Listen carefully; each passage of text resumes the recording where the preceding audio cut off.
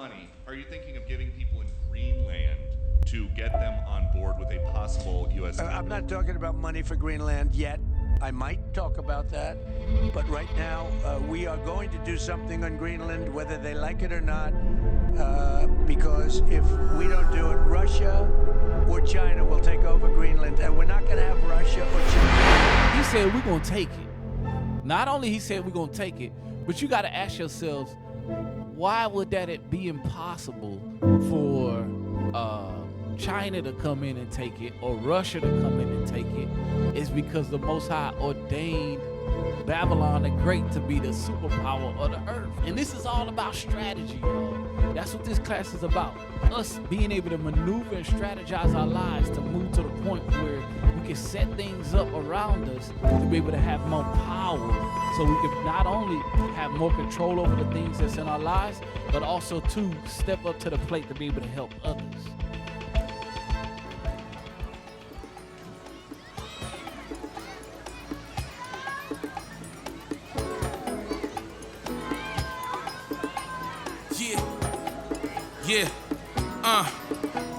Uprooted from the place that I call home, where my seed be from, headed to a strange land, where the people try to cut me down, try to leave me stumped and confused, but the shame on me.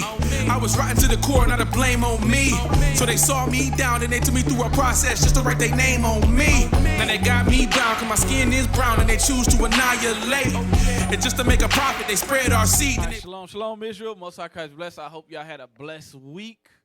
All praise to the Most High to see Israel here in good spirits. But I will say this, could you put the thumbnail up real quick? So, the prophet's war strategy. So, I'm going to tell y'all something, how this class was inspired. Some of the brothers that have been here for a while, they'll tell you, we used to sit around all the time, late night, going over prophecy. To me, that's what I love the most, prophecy.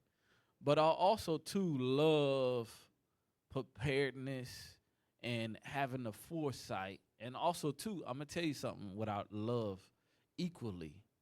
I love to see Israel being prosperous in this truth. All right? I ain't talking about prosperous with some big house in River Oaks and all this other stuff. I'm talking about being successful so your mind can focus on the Lord. All right? That's the mindset that we have to have. All right? Let's get James 2 and 15 real quick. James chapter 2, verse 15.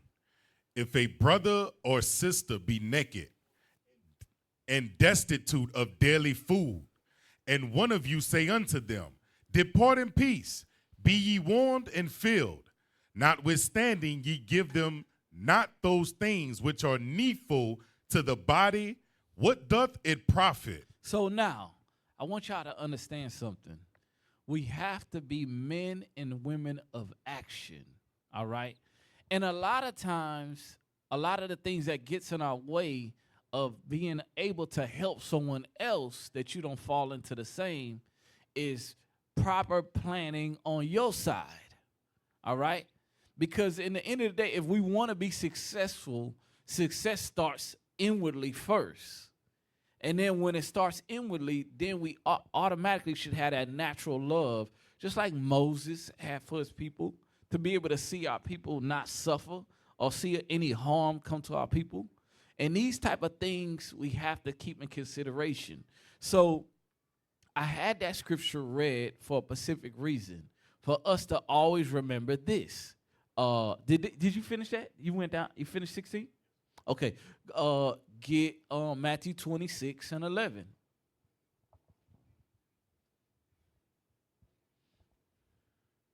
Matthew chapter 26 and verse 11. For ye have the poor always with you, but me ye have not always. You see that? So the point behind that is showing that poverty will always be amongst Israel, and struggling and being able to try to set our lives right. When we read Deuteronomy 28 and 48, it says, until he have destroyed thee. So I'm going to tell y'all something. Remember when you read the book of Babylon, the 10 book 2, it talked about different professions that we were in and different things that we did to be able to be a community and a nation, all right? And these are things that will come back in these last days to be able to see if we can accomplish it again, all right? How can the Nation of Islam, I don't know if any of y'all ever been to Chicago. Anybody been to Chicago before? I know Emmanuel has. He's not here. Okay, brother been to Chicago. Who else? Okay, sister. Y'all see how the Nation of Islam runs Chicago? They got restaurants. They got this in order. They got that in order. But they don't even have the truth. You telling me we can't do the same? We can't have that same strength as a nation? Yes, we can. It starts with a vision. It starts with strategy. It starts with proper planning, all right? And that's what this truth is about. That's what this Bible is about. But we have to search the scriptures daily and see the things in it and see how it pertains to us in these last days. So that's what this class was inspired about, trying to set a blueprint and give Israel insight on certain things spiritually that we might be lacking as a body, as an individual, as a marriage, to be able to come back to the table, write down, strategize how to be able to apply biblical principles and being able to look at and examine ourselves so we could be better, not so much today, but I'm talking about a constant step to be able to get yourself in a position where we can help others. So you don't sit in that posture in James 2:15 saying, hey, go thy way, be warmed and filled. Not because you don't have a charitable spirit on you, it's because you don't have the strength to help. Y'all understand what I just said? All right, all praise. All right, so now, let's go. Okay, topic one that I'm going to deal with is political turmoil, all right? Political turmoil. Get me Micah 2:1. As we know, we've been watching the news and we see everything that's going on. And guess what? As a strategist, as a man or woman of the Lord, we cannot get caught up in political turmoil. None of our brothers and sisters should be losing sleep when the scriptures say wars and rumors of wars, and you see these things transpiring on the earth. Or you see Venezuela getting their land taken, and then all of a sudden we losing sleep because we worried if some type of way that's going to affect us directly, all right? Or, oh, I'm so worried because of ICE, what they doing. At the end of the day, if we keeping the commandments, should we worried? No, we should not. That don't mean that we don't have a care and we don't prepare ourselves, but it means that at the end of the day, we set things in order and we have contingencies set in place. Now, I hate a last-minute planner. When you plan for success, it's preparation involved, all right? And that's no last-minute thing. It's not no whim. You very rarely come successful doing things on a whim, all right? So read that real quick. Micah chapter 2:1. Woe to them that devise iniquity and work evil upon their beds. So we know that's America, the politicians. I don't know if y'all ever heard this dude. It's called the Sean Ryan show or something like that. Is that Edomite name? He has a show, and a politician had some big time DJ come to his birthday party and DJ for him, and he said, "How y'all politicians affording all these big time extravagant birthday parties?" And it went back into how they get insider trading. They make millions and millions of dollars over inside trading, and showing that the politicians are corrupt. This government is corrupt. So at the end of the day, why are we looking at corrupt people with so much admiration in our lives that we let it tilt and stress our lives out? All right? So continue reading. Micah chapter 2:1. Woe to them that devise iniquity and work evil upon their beds. Go ahead. When the morning is light, they practice it, because it is in the power of their hands. You see that? It's in the power of their hands. They've been talking about what Delta Force been doing all week. They said, man, Delta Force came in there, ain't not one. 20 men came in there and took the president of Venezuela.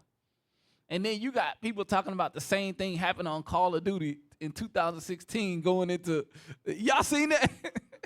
I'm telling y'all, at these last days, if you get caught up in that rabbit hole, it's never ending. Instead of studying and watching a class, you stuck trying to figure out how Call of Duty got something to do with 2016 and going into Venezuela and how they followed the same exact actions. I'm telling y'all, these things are facts, but we have to find ourselves enveloped here. And not only reading and seeing what we're reading, but also, too, putting ourselves in a guidance and perfection in the commandments where our steps will be guided by these same documents and these same words that we read and that we say we have faith in. All right? Continue. Verse 2, and they covet fields and take them by violence, and houses and take them away. So they oppress a man and his house, even a man and his heritage. Go ahead. Therefore, thus said the Lord, behold, against this family. Well, no, that's it. I'm sorry. Verse 4, that's it. So it's showing that as the oppression continues to happen and we see the prophecy being fulfilled, we cannot be confounded. These are strengths that we have to use in this truth in these last days to continue to push our foresight when it comes to our preparedness and our nation. Remember when we read in the book of Luke 17:20, it says, the kingdom of heaven is within you. So meaning that the further along that we get in this truth and we see ourselves rehearsing the righteous acts and we set the infrastructure, because if you set the infrastructure, it shows you believe. All right? That's how the Most High and the angels start to fight for us and move things in the right spirit. All right? I seen brothers in the past search out certain business ventures or had different dreams and aspirations. But remember, the scripture say if you ask according to the Lord's will, he'll grant it. But brothers are asked because they want some brand new luxury car that they can't even afford the maintenance on. Instead of asking because they asking for this specific job or whatever they got going on because they want the Sabbath off, or they want to keep their beard, or likewise the sisters, they want to be able to wear a dress or whatever the case. So, or make sure that their household is provided for and make sure that they got arms coming in and so on and so forth. These things will not be accomplished in these dreams and these visions that we have to say, I would love to see these things made manifest, if it's not under the same vein that the Most High has ordained, and that's making sure that we keep these commandments and the faith of the Messiah. That's what Joshua 1:8 is about. He said, then you're going to have good success. This ain't no prosperity doctrine. This is true success under the guidance of the Lord, with us being content in our current situation, but making slow steps to be able to regain power and strength, not so we could forget our people, but because we could be able to help our people. All right? So let's go to Isaiah 14 and 13. So like I said, at the end of the day, we're getting a big reality check. It's showing that America is an empire. America's an empire.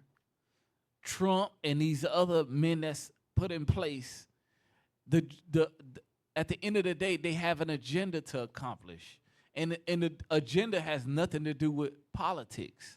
The agenda is to conquer.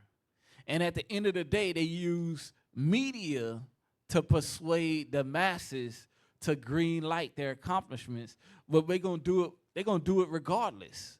And that's the mindset that we have to say, do not get caught up in everything that's going on, all right, in the politics. All right, come on, read that. Isaiah chapter 14, verse 13. For thou hast said in thine heart, I will ascend into heaven. I will exalt my throne above the stars of God. Go ahead. I will sit also upon the mount of the congregation in the sides of the north. You see that? Now that includes Venezuela, y'all. That includes Venezuela. And remember, I forgot what they call that. Yeah, the Monroe Doctrine. It's showing that what? That's the ultimate goal of Monroe Doctrine is to sit all on this congregation on the sides of the north. All right? That's what that's proving. Because at the end of the day, he said, this is my oil. All right? Let's go to that video that I posted. How much money are you thinking of giving people in Greenland to get them on board with a possible U.S. I'm not talking about money for Greenland yet. I might talk about that. But right now, we are going to do something on Greenland, whether they like it or not, because if we don't do it, Russia or China will take over Greenland, and we're not going to have Russia or China as a neighbor. Okay? All right, stop real quick. I want y'all to, a lot of times we see what he just said, but I want y'all to read between the lines and look directly at what happened just there. I'm going to tell you. He said, we're going to take it. Not only he said we're going to take it, but you got to ask yourselves, why would that be impossible for China to come in and take it or Russia to come in and take it? It's because the Most High ordained Babylon the Great to be the superpower of the earth.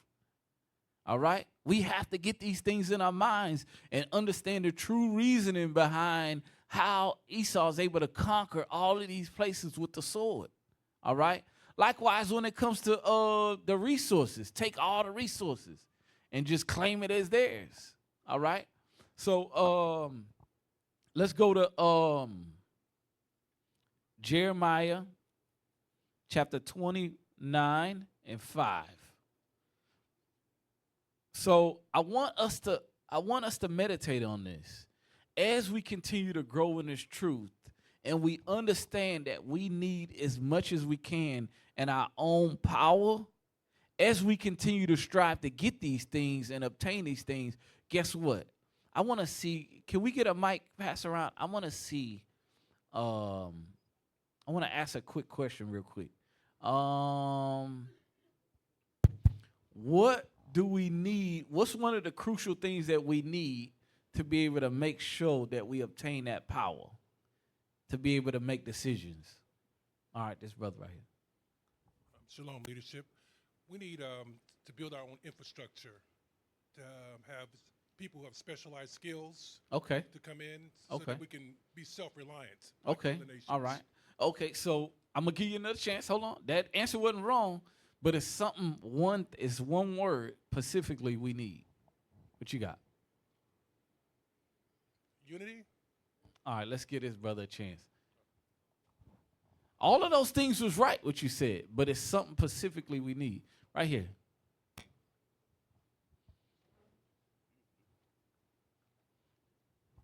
Shalom, leadership. Happy Sabbath.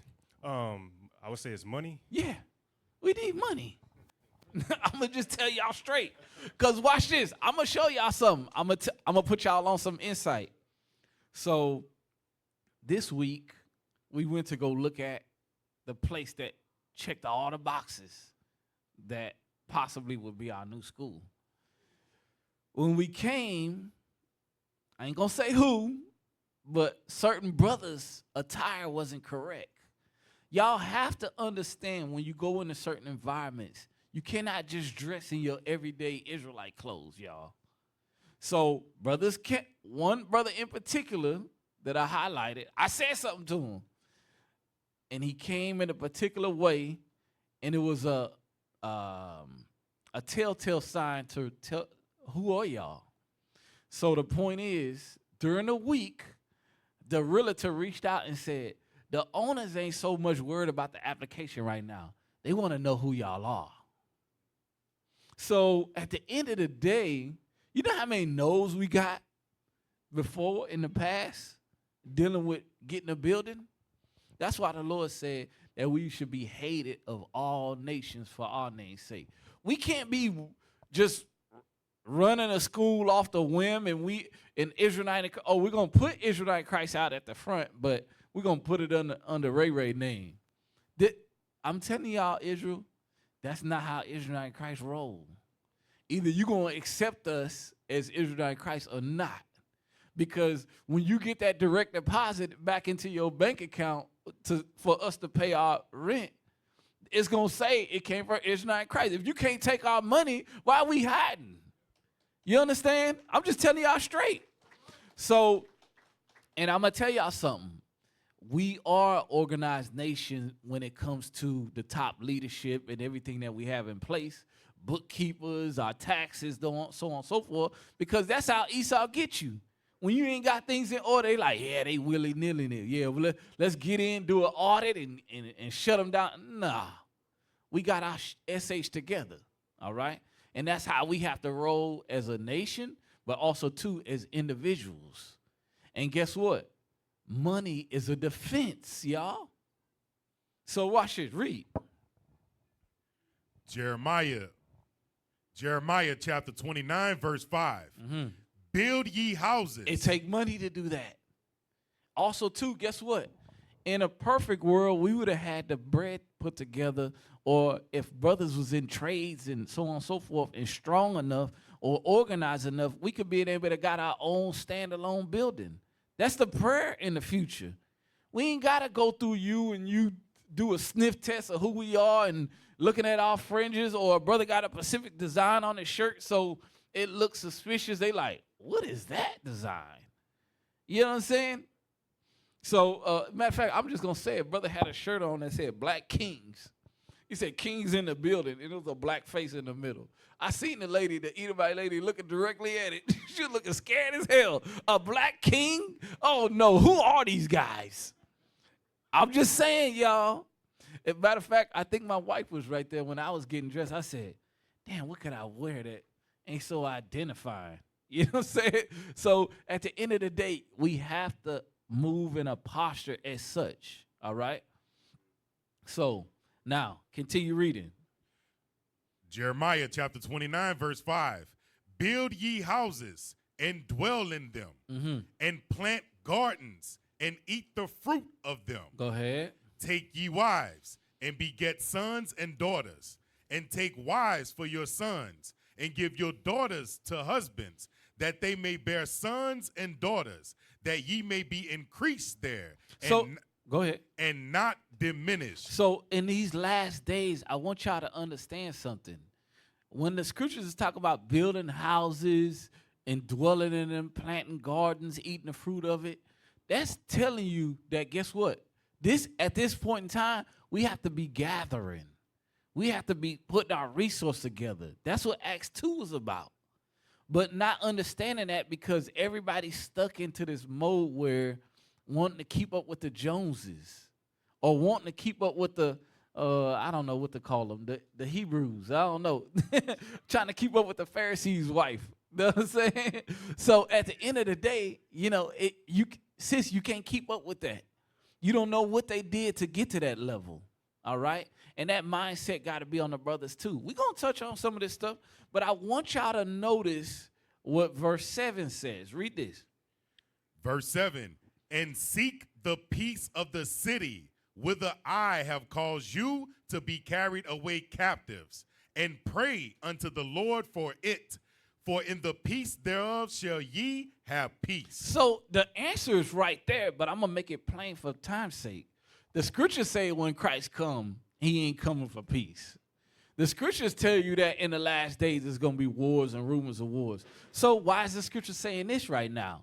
It's telling you this because at the last day, that's that covering for us. That's that refuge for us. Every city we're not going to be in when SH hit the fan. All right? Every city, all the resources, we're going to have to gather our resources at some point in time. And we got to humble ourselves. And guess what? You ain't going to be living like the Pharisees' wives no more when you get on that level. And that's the mindset that the sisters got to have. Because at the end of the day, that's fine to like nice stuff. But at the end of the day, this is what you have to understand. When perilous times come up and we praying for the peace, remember when Sodom and Gomorrah was burned up, there wasn't no peace over there, but it was peace where they went. So that's the mindset that we have to have in these last days and strategizing. And to be able to put together a strategy, you have to have your mind right. All right? So now, let's go to Amos 3 and 6. Amos chapter 3, verse 6. Shall a trumpet be blown in the city, and the people not be afraid? Go ahead. Shall there be evil in a city, and the Lord hath not done it? So the scripture's telling you that that the scriptures say that evil in the city and the Lord have not done it. We just read, he said, pray for the peace of the city. But this is the difference. Read the next verse. Surely the Lord God will do nothing, but he revealeth his secret unto his servants, the prophets. That's showing you that the prophets will be safe. Because you telling me the prophets know that destruction coming, but meanwhile they don't know to gather together and they don't know to be able to utilize one another? We have to have that mindset, Israel. We have to. And if we don't, then we actually are kicking against the pricks. We actually going against the protocol. We going against the mission. All right? And it starts with daily steps. But let me show you another direct strategy that Satan uses in our particular environment to try to strive and get us off track and get our minds distracted, all right? So we dealt with politics turmoil, all right? Now we're dealing with Christian apologists, all right? So could you play that video of the Christian apologists? So this video is on YouTube. They so stupid they put it up, but at the end of the day, it was embarrassing on their end. But this the point. You cannot argue with somebody who has a different mindset to say that I'm not here to be convinced. I'm here to try to teach you something. Meanwhile, they ain't keeping no commandments.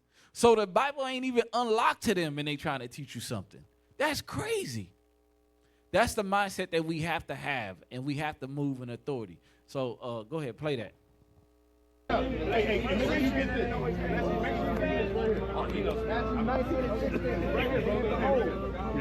I'm not recording. Matthew 19 and 16. And behold, one came and said unto him, Look, Master, what things shall I do, that I may have eternal life?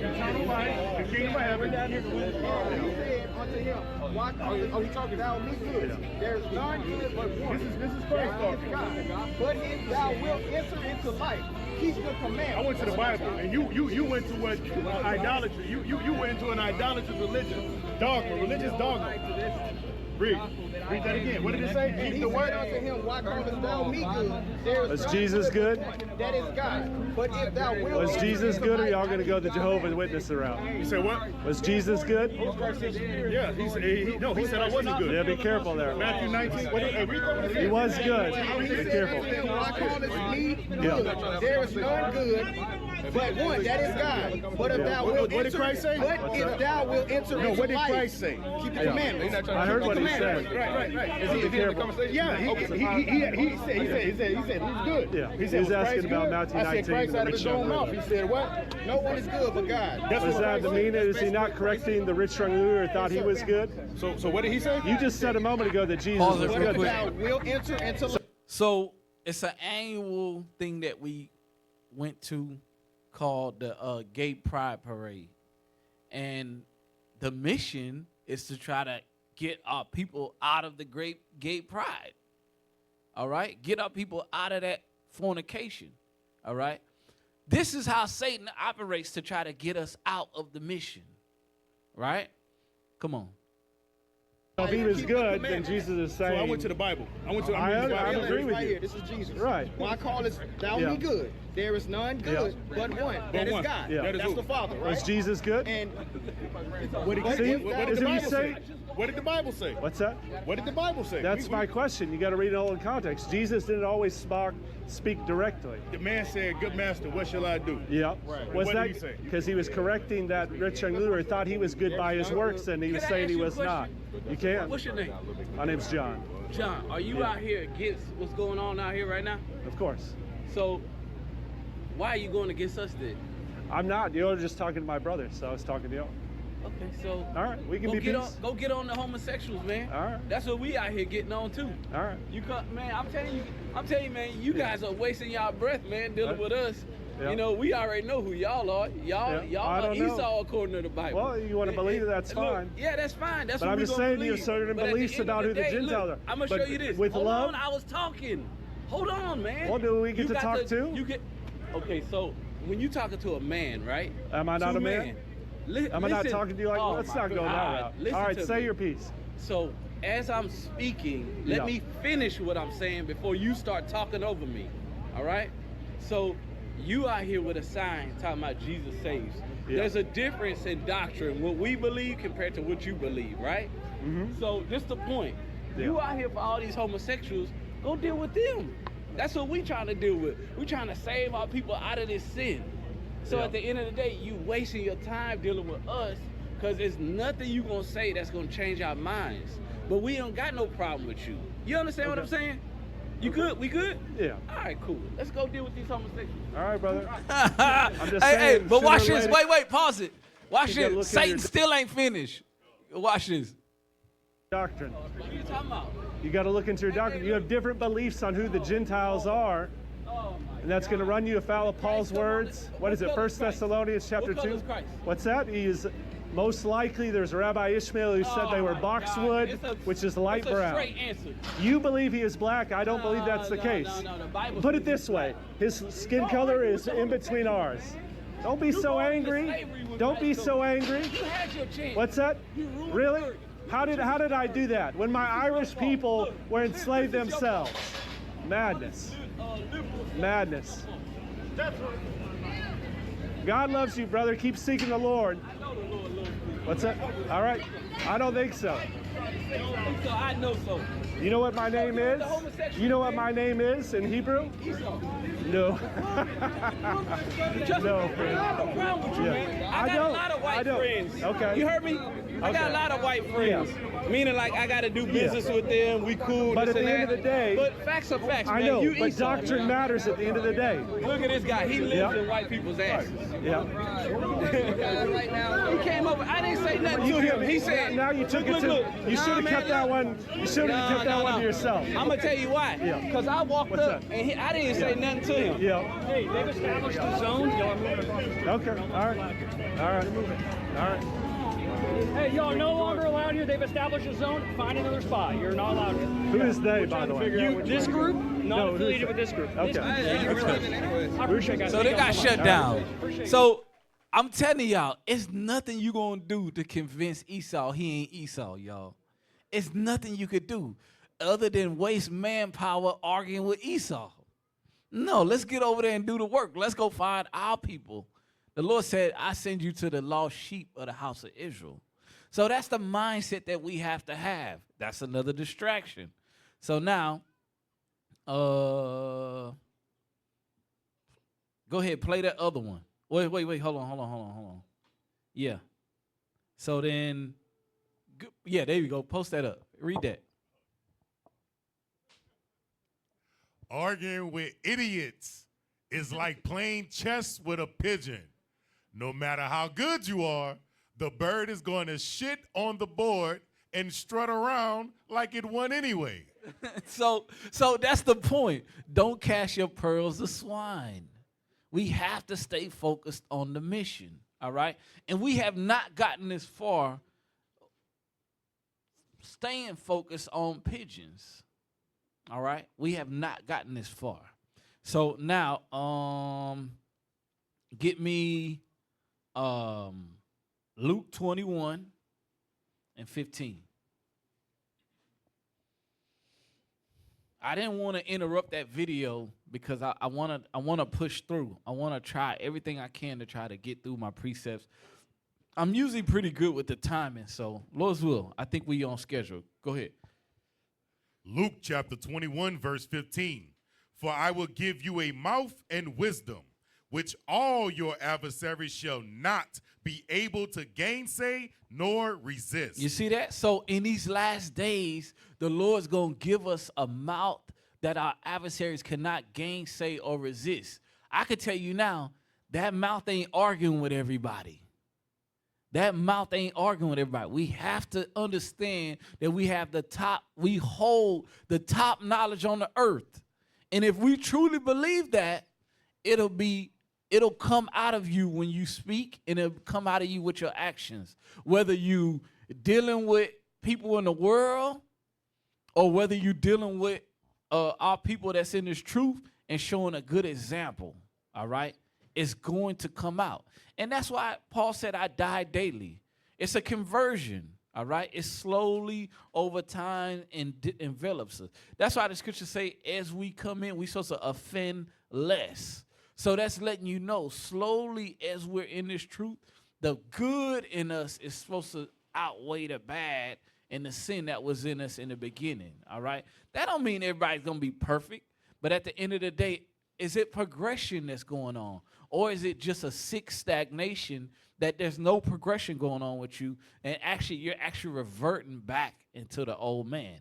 That's showing you behind the scenes you not letting your light shine. You not applying the things that you have learned out of these scriptures, all right? Now, let's go to Matthew 21 and 23. So, at the end of the day, we have to understand something. As we continue to deal with our people, we have to take, when we run into situations, we have to use the same wisdom that Christ used, the disciples used, the prophets used, all right? Let's show some a tactic that Christ used, and I'll be honest with you, it's embarrassing when you use it on our adversaries. 21-23. Matthew chapter 21, verse 23. And when he was come into the temple, the chief priests and the elders of the people came unto him as he was teaching, and said, by what authority dost thou these things? And who gave thee this authority? And Jesus answered and said unto them, I also will ask you one thing, which if ye tell me, I in likewise will tell you by what authority I do these things. So now, let's understand what they just asked them. Read it again, what they just asked them in 23. Sir. Verse 23, and when he was come into the temple, the chief priests and the elders of the people came unto him as he was teaching, and said, by what authority dost thou these things? And who gave thee this authority? So who gave Christ the authority, y'all? The Most High, right? So remember the answer. Come on. Continue reading. Verse 24, and Jesus answered and said unto them, I will also ask you one thing, which if ye tell me, I in likewise will tell you by what authority I do these things. Come on. The baptism of John, whence was it? From heaven or of men? And they reasoned with themselves, saying, if we shall say from heaven, he will say unto us, why did ye not then believe him? But if we shall say of men, we fear the people, for all hold John as a prophet. And when they answered Jesus and said, we cannot tell. So now, I want y'all to understand something. They said, you know what? We got to lean on the left or the right? Nah, we ain't going to answer it. Nah, we can't tell you. We don't know. They knew because it said that they counseled within themselves. Let's see Christ's response. And he said unto them, neither tell I you by what authority I do these things. So two things happen right there, y'all. One, in the beginning, Christ answered the question because they knew that what Christ was doing was of the Lord. And also, two, we have to apply this when it comes to these heretics and these apologists. If they cannot answer our questions, or if they answer them wrong, or if they refuse to answer it, neither do we answer yours. That cuts so much time because they're just there to be a heretic and be able to confuse and draw away people from hearing the word. It's just a distraction, Israel. You got to understand something. It's just like in the Matrix when he was walking in that whole crowd and the woman passed in the red dress. It's just a distraction. It's meaningless. You understand, y'all? Okay, all praises. So that's showing y'all that's what we doing now. It's embarrassing too, because at the end of the day, it's like, what's the answer? Well, I can't tell you. Well, really, if you really went back, you answered your own question. It's of the Lord that I'm doing this. It's of the Lord that John the Baptist did what he did. All right? And that goes contrary to what these dumb fatherless camps say when they come to one of our, or they do videos tagging us in the videos and all this other madness. At the end of the day, talking about John the Baptist wasn't of the Lord and all this other stuff. Brothers, run from these guys, man. Do not even give them no views. That's BS. All right? So now, go to the next video. Play that next video. So now, we already dealt with the apologists. This is Black Hebrew Israelites. All right, come on. Okay, we're going to get delivered here. All right. Now, do you know about Ezekiel 37? We're all going to be one stick. Is that a different doctrine? Ezekiel 37, are we all going to be one stick? That's talking about northern kingdom and southern kingdom coming together. Yeah, Ezekiel 37, are we all going to be one stick after the four winds blew on us? It ain't talking about Israel, the 1/3 and the 2/3. That ain't what I'm talking about. The two nations, southern kingdom and northern. Are you going to be one stick? I just answered your question. Is that a yes or no? I just answered your question. question. I didn't hear you, bro. My bad. Ezekiel 37 and 22 talks about he going to bring us, we going to be no more two nations. Right. Look, watch this. Here go one nation. Stop. Here go the other nation. His issue is northern kingdom. He rejects northern kingdom. Brothers was passing by the place where they supposedly congregate, didn't know that they congregate there, and brothers was just passing out flyers, and they came out. Yeah, we know we Israel. Oh, okay. Well, y'all do y'all thing. We'll keep moving. And so he came over after he had, I guess all his congregants seeing IUIC was outside down the road, so he came over to try to show face. He got embarrassed because at the end of the day, he's coming with all these doctrines, and none of these doctrines support the scriptures. All right? Come on. Southern kingdom, northern kingdom. So now I'm holding on to Officer Yohanan, which is northern kingdom. I'm giving him an exact example, a visual example of Ezekiel 37 and 22. He said, "We'll be no more two nations. We'll be one nation. We'll become one stick." Right? Come on. We one stick now. One stick. All right. Okay, All right. I had to pull it out. I just got it. I just want to make it very plain. No. Honestly, I was trying to make it plain as possible. So y'all gonna be one stick. Everybody gonna be one stick, right? Them two nations. No, I just explained it. Not everybody. No. I'm not talking about brothers and sisters. It's gonna be some of our brothers and sisters. Oh, we got some brothers and sisters talking. What's wrong, master? We sick? Yeah, we sick. No, not them. Not them. I'm talking about the one you hugged and you. To have a conversation. I just let you talk, and now I'm trying to respond. Can I speak? No, but when am I done speaking? So was I done? So you speaking? asked me a question. No, I'm just trying to finish it. But you chopped me off and hugged your brother and you hugged. I come in peace. Came over if you came in peace. I come in Wait, peace. stop. Y'all heard what I just said? So I'm gonna tell y'all something. It is what it is. This is how I move. So when I got the report how he dealt with the officer and talking about Northern Kingdom doctrine. Then we seen him coming across the street, and he was standing across the street telling brothers to come over. I said, nah, don't go over there. Let him come here. Just in case he want to act up, we'll get on the mic. We'll make you famous, brother. But anyways, this is the thing. He was all, playing the game, but this is the point, though. When he came up, the doctrine that he's coming with, he's coming against Northern Kingdom. And not only that, but now, right when he walked up, I asked him, first question I asked him, I said, you come in peace?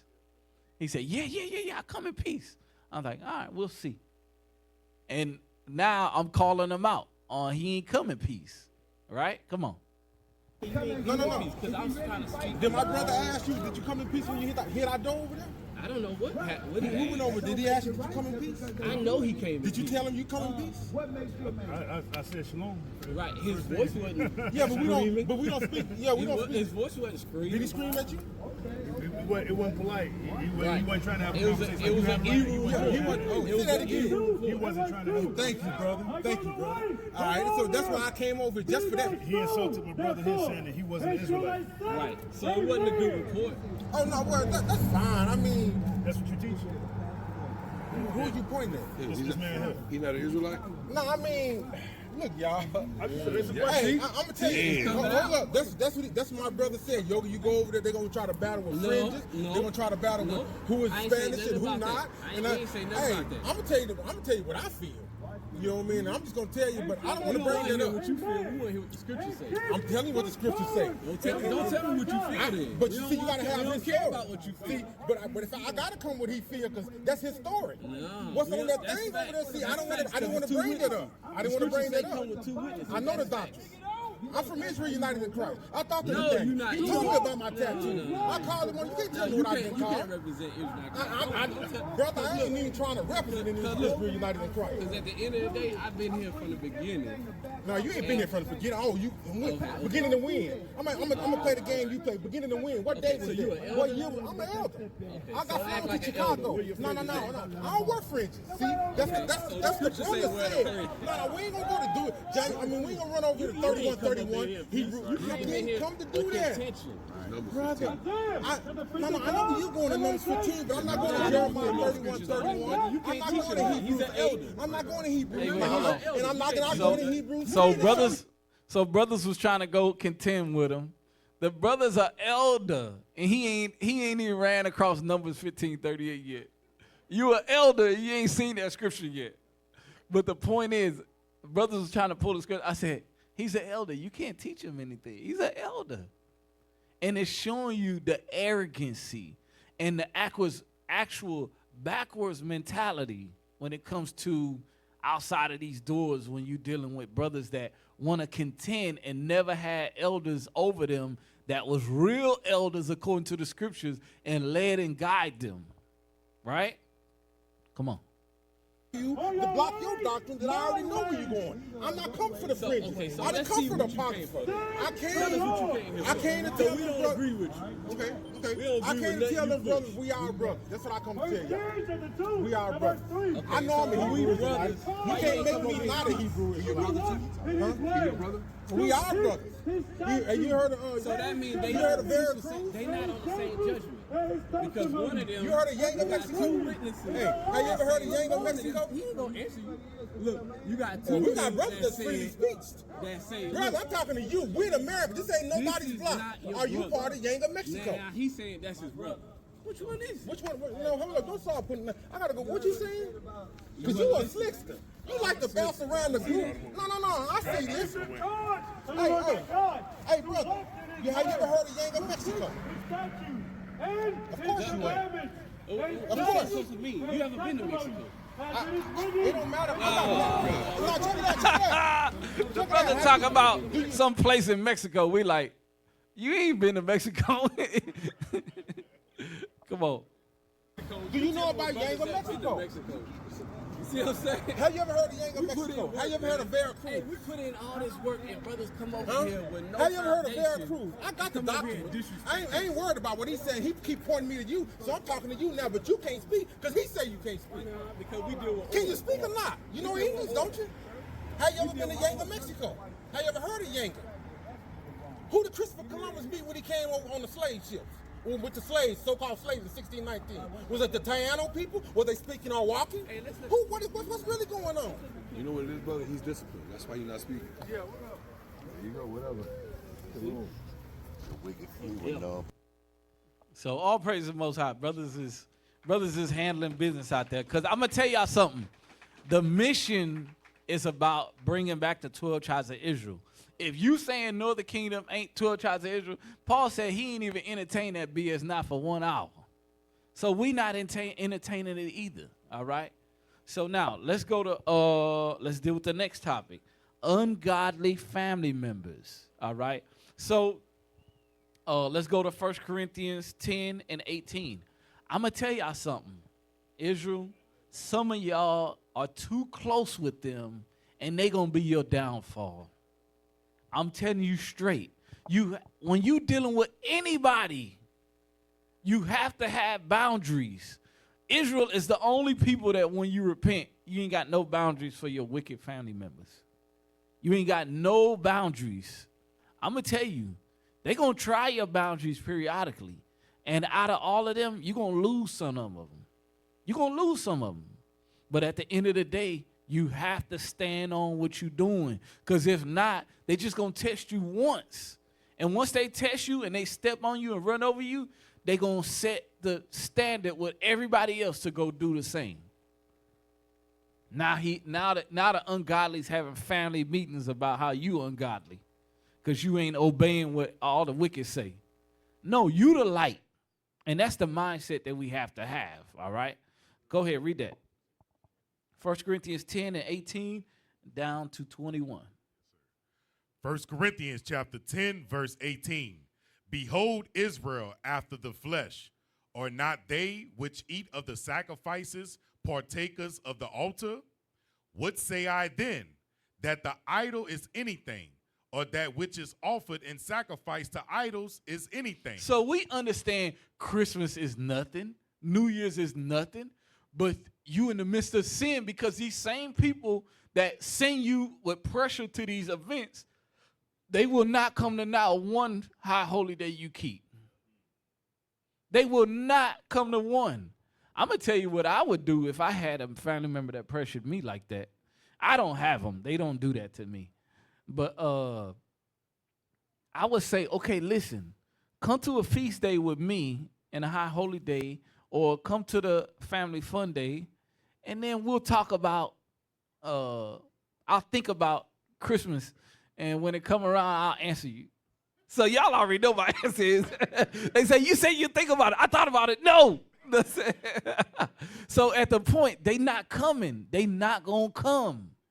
All right? So read on. Verse 20. But I say that the things which the Gentiles sacrifice, they sacrifice to devils. Go ahead. And not to God. Go ahead. And I would not that ye should have fellowship with devils. You see that? That's the point behind it. We understand that Christmas, New Year's, all these pagan days are garbage. They idols. They idolatrous days. But at the end of the day, the Lord don't want you sacrificing and fellowshipping with devils, with the wicked, with the ungodly. All right? A beacon of light, the light shining. All right? You got to look at yourself as a light on a tower. You got to look at yourself as a beacon of light. Let me let y'all know something. The light tower that sits above and people in dark places, in tribulation in the oceans, see as a beacon and a way in a direction to go. Guess what, y'all? The beacon the light tower don't ever leave that rock. It stay right there. Y'all understand what I just said? So if you truly are that light, you're not going out in the ocean, in the tribulation, and into darkness to go reach somebody. They're going to come to you. You have to stand on this, Israel. You have to. If not, you're compromising. All right? All right. Let's go to Amos chapter 5, 20. Huh? Oh, yeah. Read 21. I'm sorry. 1 Corinthians 10, 21. I'm sorry. Yes, I thought we read that. Verse 21. Ye cannot drink the cup of the Lord and the cup of devils. Ye cannot be partakers of the Lord's table and of the table of devils. You see that? So the Lord's letting you know by default, you that lukewarm brother in Revelation 3. All right? You cannot sit down at the Lord's table and be blessed and sit down at Satan's table and feel like you still catching them same increases. It's not going to happen. You just a man pleaser at that point. And that's the point that we have to have. Like, at the end of the day, you your own man, you your own woman. At what point in time are you going to stand for the Lord? That's the mindset that we have to have in these last days. And I'm going to tell y'all, I pray that Israel understands and be able to draw that line. Let me let y'all know, some of y'all that has not drawn boundaries, you're going to have to draw that boundary in the midst of that disrespect. The boundary ain't going to be drawn after Christmas is over, after New Year's is over, after Thanksgiving is over. No, the boundary is going to be drawn right when they ask you. Right when they ask you to compromise what you're doing. Then we're going to see what everybody stand on. I hate to say it, Christians stand on paganism like how Israel's supposed to stand on business for the Lord. That's the mindset that we have to have. It should be the opposite way because they have no scriptural foundation to stand on what they talk about. All right, so now Amos 5:20. Amos chapter 5, verse 20. Shall not the day of the Lord be darkness and not light, even very dark, and no brightness in it? You see that? So as we continue to strive to get to the day of the Lord, we have to understand that the day of the Lord is not dark. I mean, not light. It's darkness. Meaning what? It's doom. It's tribulation. Not only that, but guess what? It's terror. All right? The other nation's going to be terrorized. The day of the Lord's coming. Come on. Verse 21. I despise your feast days. You see how the scriptures come in conjunction? He said, and I hate and despise your feast days. Because what? In these matter of fact, jump up to verse 17 in Amos. Verse 17. And in all vineyards shall be wailing, for I will pass through thee, saith the Lord. Go ahead. Woe unto you that desire the day of the Lord. To what end is it for you? Because we know you can't sit on one side with the pagans and keep pagan days and then actually think that the angels and the Lord going to think you keeping the feast days in sincerity. It don't happen like that. The eyes of the Lord are 10,000 times brighter than the sun. That ain't always talking about just when you commit fornication. That's talking about at all times. All right? Come on. The day of the Lord is darkness and not light. As if a man did flee from a lion and a bear met him, or went into the house and leaned his hand on the wall, and a serpent bit him. Shall not the day of the Lord be darkness and not light, even very dark, and no brightness in it? I despise your feast days. You see that? So he said, your feast days, because it's not the feast days according to Leviticus 23. Come on. And I will not smell in your solemn assemblies. Though ye offer me burnt offerings and your meat offerings, I will not accept them. Neither will I regard the peace offerings of your fat beast. Take thou away from me the noise of thy songs. The Most High even hate the music you listen to. Come on. For I will not hear the melody of thy vows. You know, I'm going to tell y'all something. Side note, I'm going to tell you what's so funny. When it's wicked Christmas, at the end of the day, it's so frustrating to go into places and hear these melodies. I'm just like, where is the radio at in this place so I can secretly break it? I'm sorry, y'all. All right, continue reading. Verse 23, take thou away from me the noise of thy songs, for I will not hear the melody of thy vows. But let judgment run down as waters, and righteousness as a mighty stream. You see that? So that's showing you what the Lord prefer. The Most High prefer righteousness and judgment. All right? And that's the mindset, and that's the aisle that we have to be on when we keeping these commandments and striving to reach our perfection. All right?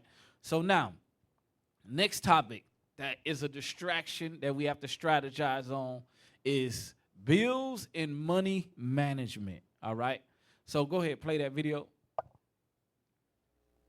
5 money habits that were keeping me broke. I'm Christina, I'm a former shopaholic, and I used to be in $120,000 of student loan debt. I managed to pay that off in a total of 6 years by changing some of these bad money habits. I was one of those classic high earners who was broke.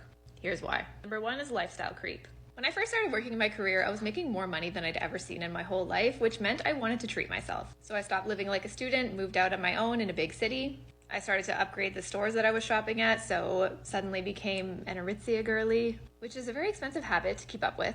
And I tried to keep up. I charged vacations on my credit card, did all the shit for the photo, because that's what I thought you were supposed to do. So instead of doing things like living as cheaply as I possibly could to pay off my student loan or even starting to learn to save and invest, I spent every dollar of that disposable income on my lifestyle, which left me with a lot of nice looking things, but no actual money of my own to show for it. So now, I know that cut some of y'all. They're like, oh, damn. Ecclesiastes 7 and 12. I have to say this, Israel. One brother or sister's budget is not the same for another household. But this is the goal that we all should be on one accord with. On what level are we trying to retire? What does retirement really, truly look like? Retirement ain't, I'm just telling y'all, America been lying to us, y'all. Retirement ain't 65 when you old as dirt and you can barely move and you 5 years from 70. When you read Psalms 90, and I think it's like 10 or 8 or something like that, it talk about you get 70 years is at the most you getting. 80 if you going through a lot of tribulation in your body and health. But this is the point. We have to get to the mindset where we understand that we want to be able to freedom and having these nations having power over us. At the end of the day, that has to stop. We have to get to the level where we can start moving more freely, all right? Get to the level we ain't got to worry about, oh, I'm so far in debt that this job just hit me at the last minute, want me to do this, want me to do that, and I say, no, I can't. And they say, well, if you don't, you fired. Well, go ahead, fire me. In your mind, you like, I got like a year's salary sitting at the house. I'm good. Because what? You're content, all right? And then that's the same mindset where all of a sudden we trying to get a new building. And if arms is low, guess what, y'all? The school that we going to get ain't going to be the one that's the next one up or one that we could grow into. We're going to have to get one at the bare minimum with a little bit of growth compared to, hey, the arms is right. We could be able to get this one spot or that spot, all right? All right, come on. Ecclesiastes chapter 7, verse 12. For wisdom is a defense, and money is a defense. Mm-hmm. But the excellency of knowledge is that wisdom giveth life to them that have it. So I want to show y'all something. The scriptures is letting us know the executing of dealing with money under the commandments, if you're dealing right, it's going to be like the money is like a shield. That's why I said wisdom is a defense. All right? And it said money is a defense. Because if you're dealing with it properly, you ain't going to find yourself having to live check to check. You're going to find yourself setting yourself up and be able to slowly put large amounts together and be able to put those large amounts in vehicles that can work for you. All right? Make money while you sleep. It's the information age these last days. Bro, you can get on ChatGPT and ask them to help you with 10 different ways to make some money and help you with a diagram, how to do it and all this other stuff, and how much capital you need to do it. It's impossible in these last days. You can't do it unless you got this mindset that America ain't never going to be over. We ain't never going to have to gather together. We ain't never going to have to pull our resources together and figure out life. If you got that mindset, then yeah, go ahead, keep doing what you're doing. Let's see how it works out for you.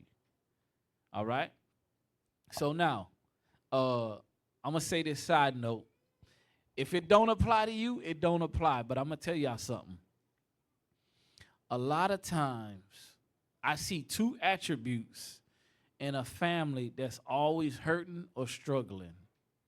And I ain't going to put nobody business out there, but I'm going to tell y'all straight, I see these two attributes, y'all. One, the wife, let me say this. Some wives are good with bills, but not good with money. If you get it, you get it. So some of y'all brothers, because y'all can't keep up with the bills, you don't know how to be able to not be ignorant of these certain bills that come out in sequence and how they operate. So you just sit back and play the monkey with, how they say, see no evil, hear no evil, whatever the case. You gotta stop. Y'all, the scriptures say to be not ignorant of any matter, small or great. So that means that what? if y'all ain't saving nothing, you should sit down with your wife and figure out, hey, let's look at the bank account. Let's figure out where we could save and so on and so forth. What bill come out? Let me put that in my phone too. So y'all could be able to be on one accord of how to move the money, because money is a defense. And if you don't set your defense right, you're defenseless. If you do not understand these simple basic principles, you're going to always be struggling going check to check, not understanding, why is this happening to me? And you steady are the brother or the sister that need help. I get it. We all here to help one another. But when I see this attribute, a brother's wife is more stronger than him, that tells me that she runs the money. Also, too, what I see is brothers that are slothful. Brothers that are slothful. Brothers will just do the very bare minimum. Let me let y'all brothers know something. The scriptures tell you in Genesis, you're going to have to work from the sweat of your brow. All right? I hate to tell y'all this. It is what it is. The technology age and ChatGPT and AI is going to take over a lot of these computer jobs and these automated jobs. Guess what? The sweat of your brow, especially if you're a young man and you able-bodied, is going to save you in these perilous times. Because you still got time to take up a blue-collar job or a job that could be able to make sure things are moving properly. So then at the end of the day, you could be a master at your trade or whatever you're doing by the time you get older and your body's breaking down. You understand? Because if you up in age, you can't start a new career now. What you almost 60 now and you about to go be an HVAC. You going in the HVAC to go do residential HVAC. Oh, God. Who do residential HVAC up in here? Brothers tell you, is it laborious work? Right, it's a man's work. You see that? Don't be up in no attic in August in Houston talking about you 60, 65 years old, talking about you just started being HVAC. You need to set a timer for the customer to come check on you every 10 minutes. I'm just telling you, he up there dead. He died of a heat stroke. I'm telling you straight, y'all. Time is ticking when it comes to us as men and laborious work and us locking in on our trade. Because if you could lock in, you can actually help. Blue-collar jobs make over 100 G's, y'all, and it's pinnacle. Y'all need to stop looking down on plumbers. Some of these plumbers might be plunging SH, but they made $100,000 and you didn't. So that's the mindset that we cannot be abhor laborious work, all right? So let's go to Ecclesiastes 29 and 22.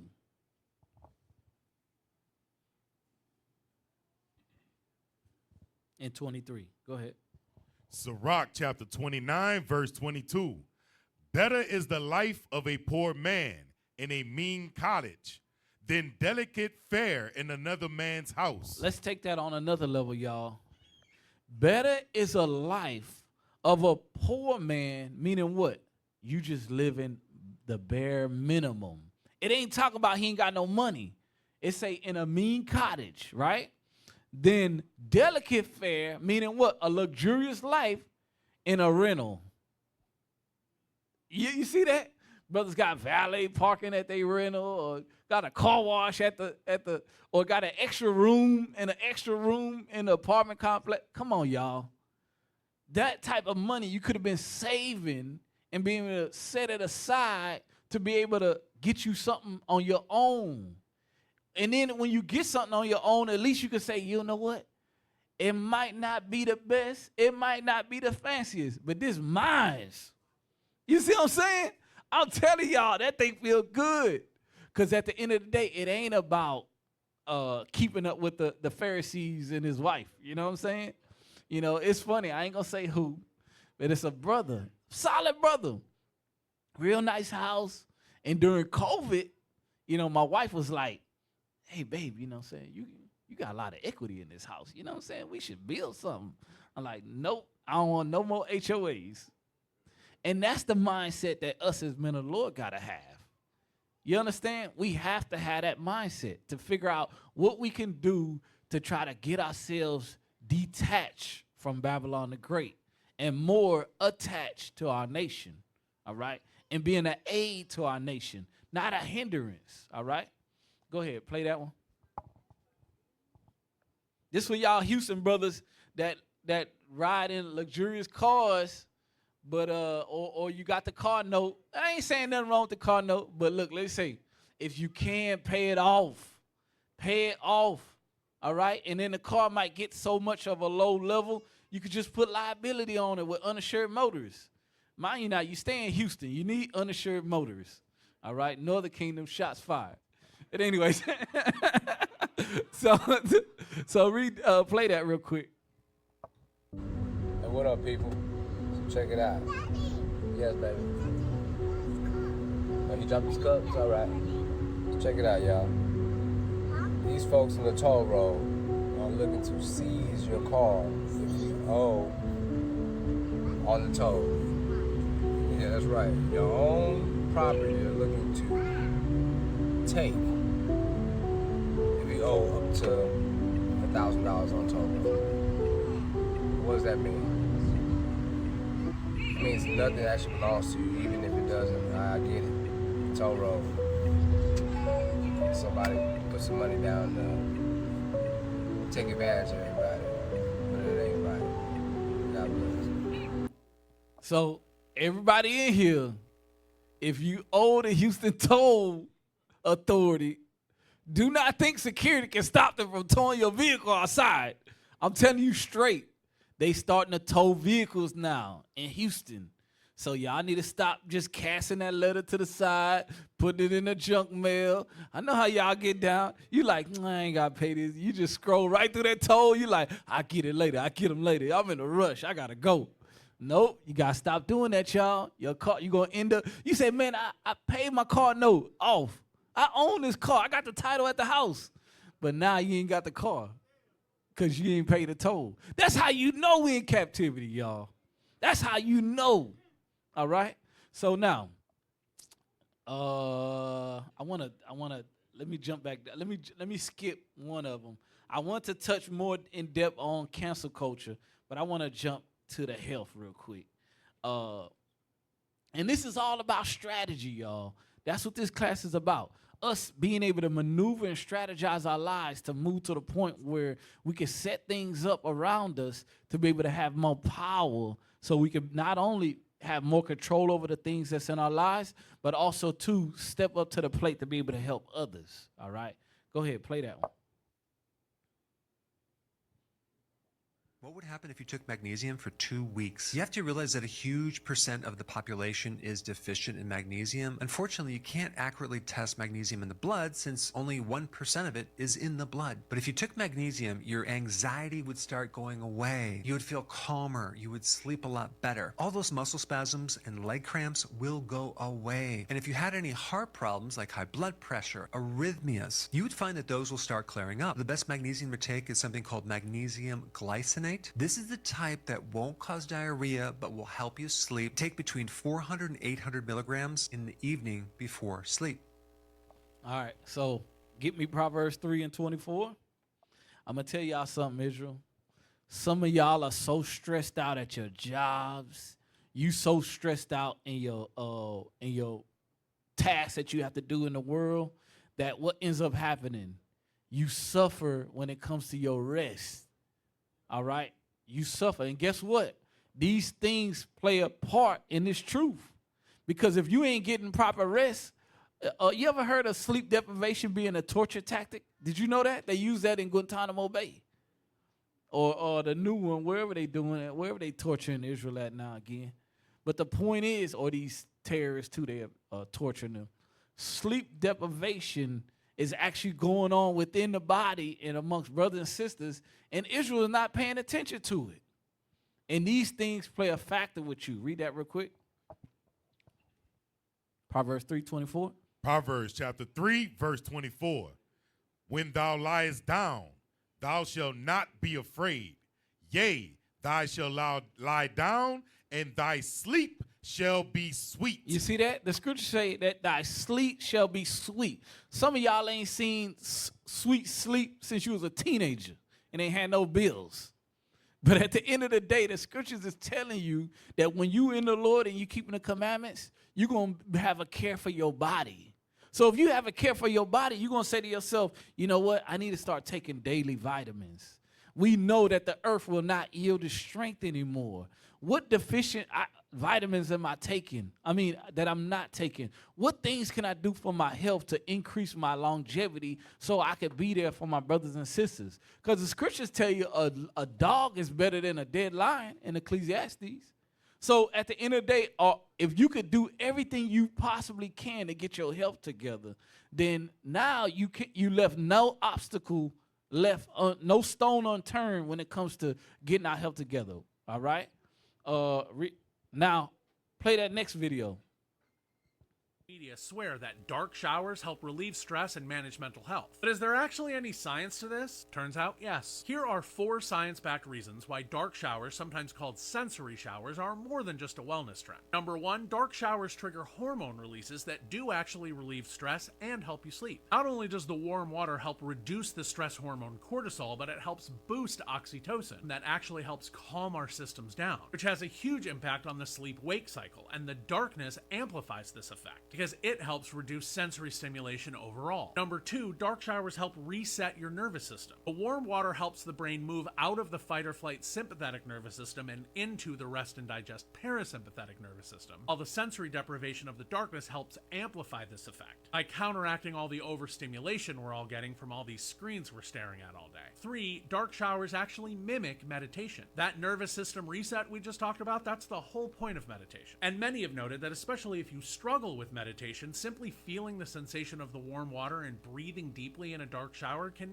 actually mimic the experience. And finally, number 4, dark showers provide a shutdown ritual for the end of the day. Psychologists have long recommended such rituals to signal to the brain that the day is over and it's time to rest. And for all the other reasons we've just noted, a nightly dark shower practice is a great way to cue all of this to your brain. So there you have it, a wellness trend that actually has scientific benefits, and it doesn't even require any special equipment beyond a shower head and a light switch. Okay, so now let's get Matthew 6:33. I'm going to tell y'all something, Israel. Some of y'all worry so much about your current situation or your problems that you have no control over, and you slowly killing yourself. I hate to tell you this. I'm going to just be honest with y'all. I love y'all. That's why I'm saying it. Some of y'all are younger than me and look older than me. I'm just saying, I'm 45. Some of y'all just look, woo, you stressing, brother. Head full of gray hair. You just out of the spirit all the time, brother. Brother walk up to you, you can tell brother got bags under their eyes and dark spots around it. Brother, you ain't resting, brother. I can tell you not resting. And if you ain't resting, I know that you ain't studying. And if you ain't studying, I know you not taking care of your health and yourself. Because if you did, you'll know that in the scriptures, the Lord wants you to have a strong body in these last days. All right? So these are things that we have to think about. Read that, Matthew 6:33. Matthew chapter 6, verse 33. But seek ye first the kingdom of God and his righteousness, and all these things shall be added unto you. You see that? So a lot of times Israel will, instead of seeking the kingdom first, they seeking to please their job. They seeking to please their family members. They seeking to worry about all these cares that is nothing. None of these things are in your control. But meanwhile, the things that are in your control, you steady looking at your phone. It's 12 o'clock at night. You still in your phone. All the bright lights are in the house. The whole family don't shut down until about 2, 3 o'clock. Then you wonder why you get up at 3 o'clock, or you only get 4 hours of sleep when you got to get up at 8 a.m. And you just continue this vicious cycle, not understanding that you're tearing your body down. All right? We have to take good care of our bodies. So, read verse 34. Verse 34. Take therefore no thought for the morrow, for the morrow shall take thought for the things of itself. You see that? So meaning what? Go ahead. Sufficient unto the day is the evil thereof. Let me tell y'all something, Israel. All the problems that you got going on, all the things that's not in your control, the Most High and the angels got it all figured out for you already. You just got to guide and keep the commandments. I'm telling y'all, we have to have that faith and that mindset. And if we don't have that faith and that mindset, that's where that worrying starts to increase on you. That's where that doubt of the Lord saving you in these last days, that doubt of the Lord saving you out of your situation happens. All right? And we have to stop that vicious cycle. All right? So now, give me that one in 1 Timothy 5:23. I think it's another video, right? Let's see what that video is. I forgot what that video is.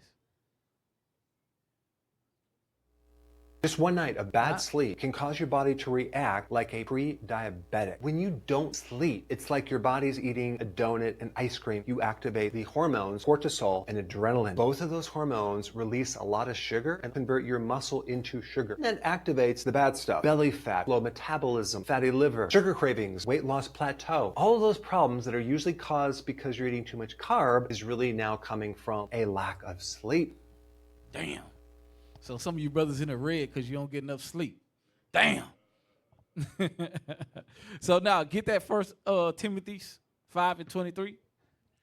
Come on up, 1 Timothy chapter 5, verse 23. Drink no longer water, but use a little wine for thy stomach's sake. You see that? The scriptures say, drink no more water, but use a little wine for thy stomach's sake. Can you show that screen, that share screen or that screen? It's a video. It's of what ChatGPT said. Go ahead, read that. Drink no longer water, but use a little wine for thy stomach's sake and thy often infirmities. 1 Timothy 5:23. What this verse teaches, wine is prescribed medically. Damn. You see that? Go ahead. Not recreationally. There you go. Go ahead. The phrase a little wine shows moderation.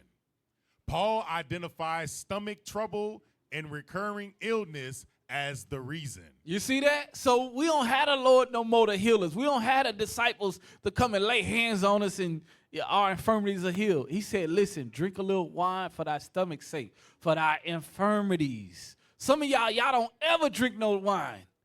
Just a little bit. We ain't talking about brothers drinking gallons of wine and shots and going up to the damn sports bar and getting shot in the foot and all this other stuff. We talking about moderation.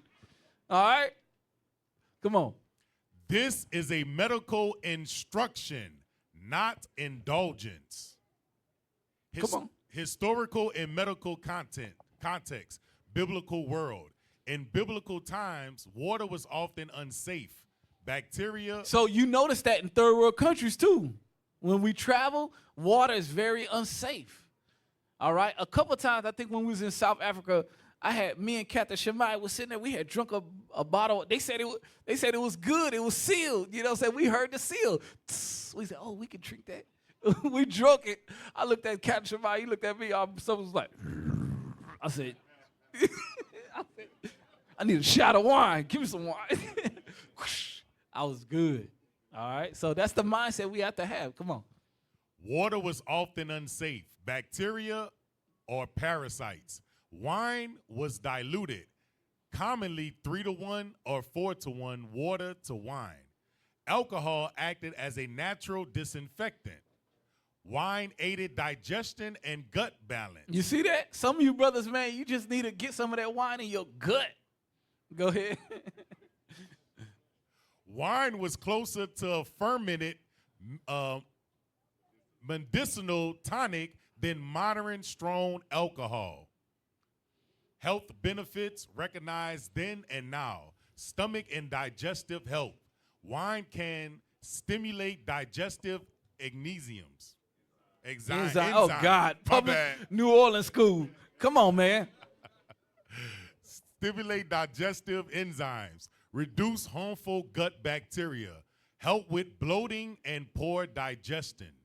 This aligns directly with Paul's statement. So y'all see that? All praise the Most High. We gotta start following what the Bible say, y'all. Remember it's saying moderation. All right. Preparing to be set apart. All right. All of these things that we just read, all of these, it's the health issues that we went over, family issues that we went over, us setting our finances in order, a lot of different things that we went over, a lot of different factors that will help you with your strategy with this war that we are in. Because we are at war, y'all. We have to understand this, all right?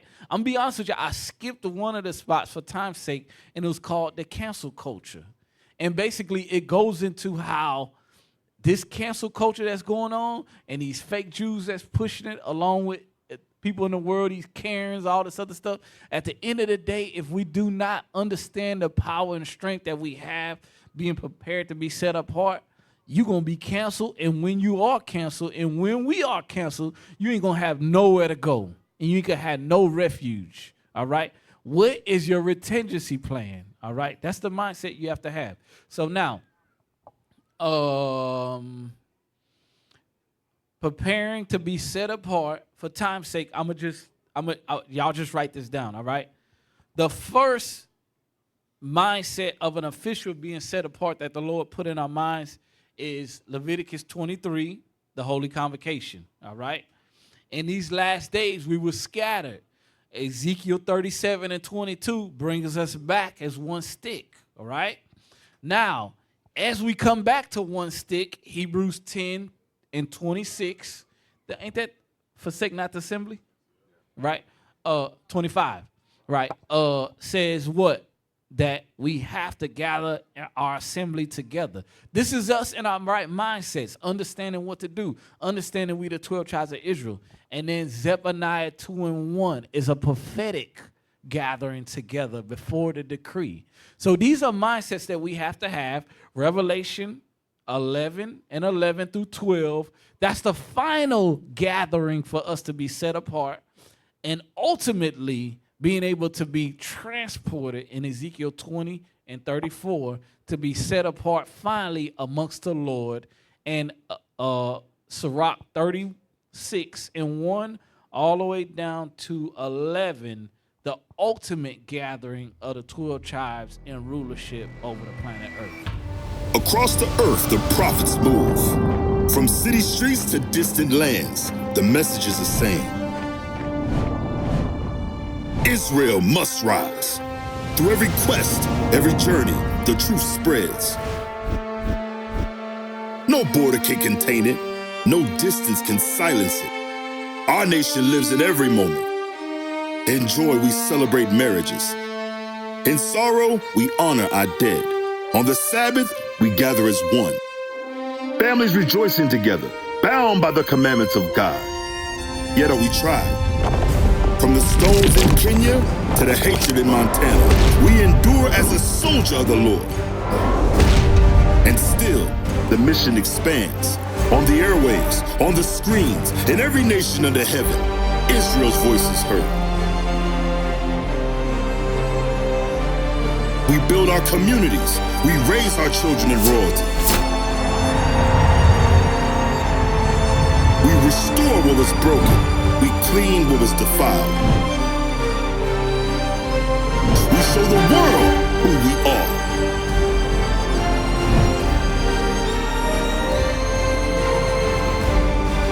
This is Israel united in Christ. Nation in motion. Nation endured.